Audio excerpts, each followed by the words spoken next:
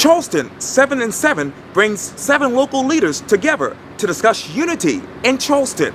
In this edition of Quintin's Close-Ups, I sit down one-on-one with the organizer of the event, Charleston Hope Executive Director Emily Kerr.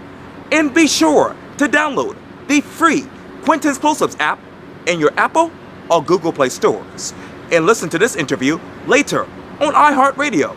Emily Kerr, it's so good to see you again. You as well. Thanks for having me. Anytime. Appreciate it. Oh, same here. Obviously, you were the CEO, founder, executive director for Charleston Hope. Yes. What is it like to be you these days?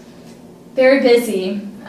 We have a team of 4 at Charleston Hope to run all of our programs and operations. So to be me, I'm a new wife, about 8 months, so that's a whole new field, a whole new ball game.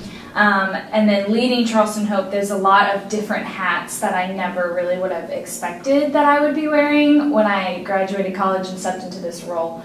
I mean, I go from purchasing program supplies at Target to the next minute on the phone with the IRS, handling accounting and tax stuff, and it's like, I thought I was just going to be with kids and stuff all day, but it's a little different, but it's amazing. You talk about being on the phone with important people. Let me take you to the next fundraiser for you guys. Yes. And this is October 30th at the Satilli Theater right down the street from 7 to 8. And obviously 7 local leaders are going to talk about their opportunities to promote unity in our city that is. Each speaker gets only 7 minutes to finish the thread and share their perspective on Our City Unites Win. Can I break that down? Yes. It says this, 7 local leaders. Yes. Who are they? So we have 7 of them. I'll be up there representing Charleston Hope, and then we have Mayor Tecklenburg, which we're excited about all of them. We have Tamika Gadsden, who's the leader of the Charleston Activist Network, so just a powerful, strong voice in our community. We've got, see if I can remember them all, John Osborne, who's the founder of a lot of things, one being the Harbor Entrepreneur Center here. We've got Brandon Bowers, the lead pastor of Awaken Church. And we have Tia Brewer-Footman. I love her so much, and she's our State Commissioner of Minority Affairs, as well as the founder of South Carolina FaithWorks. So a lot of different things. And is that 7? Did I get out 7? Oh, did you get Chris Singleton? Chris Singleton, yes. I have not had the pleasure to meet him in person yet. We have communicated so much, but I'm so excited to hear Chris speak. I've been wanting to hear him speak for so long. So yes, those are our 7 leaders that are leading right here in our community, as well as in other larger capacities. And we chose them because, one, we had relationships with them, and that's really where we started with this fundraiser was, who do we have relationships with at Charleston Hope in some capacity that we know, or we follow them, or we're inspired by the way that they're already promoting unity. And so we wanted to get them together to, honestly, even us as a team, to really learn from them. So that's kind of how this got started, and we're excited about those leaders. Why 7 minutes? So 7 minutes is 5.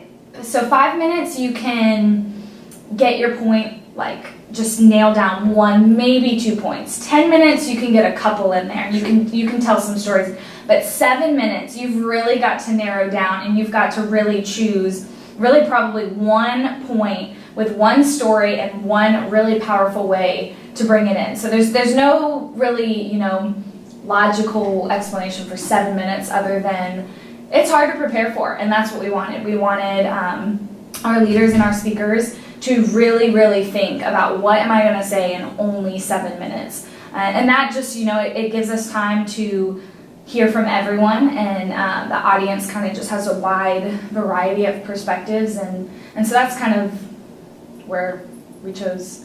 And we actually followed. I was in a 7 and 7 event a year ago at Seacoast Church, and it was like I just said, extremely difficult to prepare for. But it made me really choose what I wanted to say and what I wanted to get across, and nothing was lost. And so it was just really powerful, and so that's where we got the idea from Seacoast Church, and then are just kind of using it as a fundraiser now. And what is that thread for this particular event? So the thread that each speaker will start with, and they've got to finish with their perspective, is Our City Unites Win. And so each speaker will finish that with something different, and then we'll speak on on that thread that they're finishing. And what's your perspective on the city that unites? I have so many. I am narrowing my talk down, but what I'm really getting at is, to be honest with you, in the last month, I have gone to several trainings, I've gone to several seminars or talks or conferences, different things that have widely changed and shaped my perspective on the injustices of our country, the things that we're facing as a country. I'm learning so much about racial reconciliation, the injustices in our Title I schools, just so many things. And what I realized, and what I will be sharing on, is that our city unites when we recognize what we know and when we recognize what we don't know, and we take action for that. So in my learning, I've grown up for 24 years in Charleston, and there are so much history that I was not taught or that I didn't take the liberty to get to know, that have shaped the way and the culture that, one, is just right here in our city, let alone our country.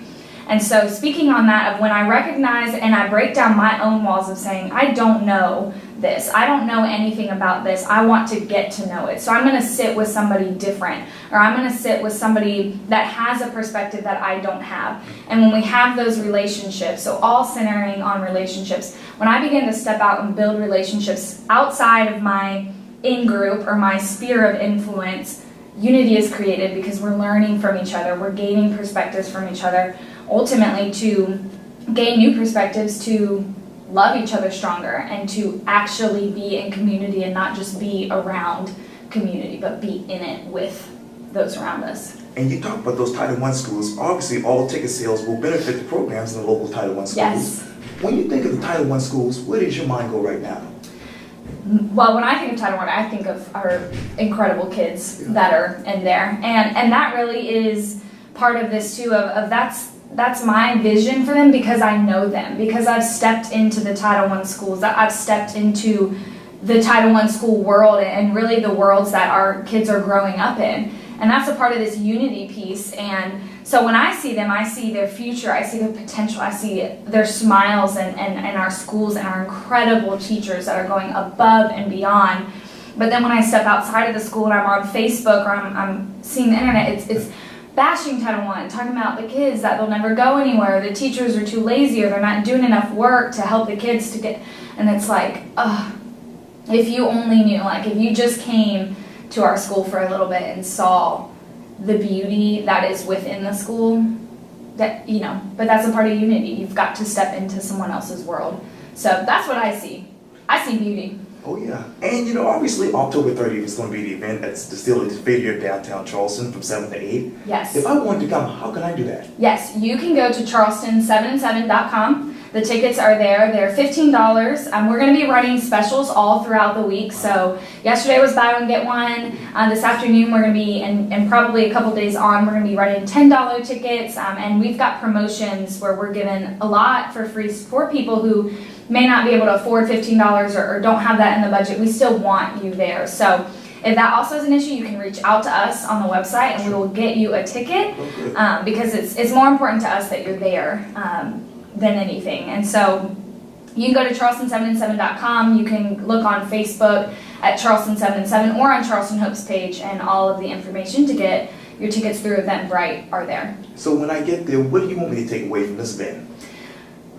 So I go back to what I was saying about just an event that I went to that just shaped my perspective. And so what our goal really is, and we just shared with our team, is our goal is we want to go deep rather than wide. So we're okay with 100 people in a 500-person theater rather than 500 people. So if it's 100 people who are truly invested in promoting unity and encouraging unity, that's what we want, rather than 500 people that are there and then just leave and don't take any action. So if you're coming in, Quintin, we want you to listen, we want you to gain a different perspective, and ultimately before you leave, we at Charleston Hope are going to ask you to write down a next step. What is the perspective that you heard that you're going to take to your sphere of influence, to your family, to your friends? What are you going to talk about with them that's going to shape and promote unity right here in our city? So that's what we hope for you to get out of it, is for you to just really gain new perspectives on. There's not just one way to promote unity. There are hundreds, and when we sit and listen, we can learn those. So,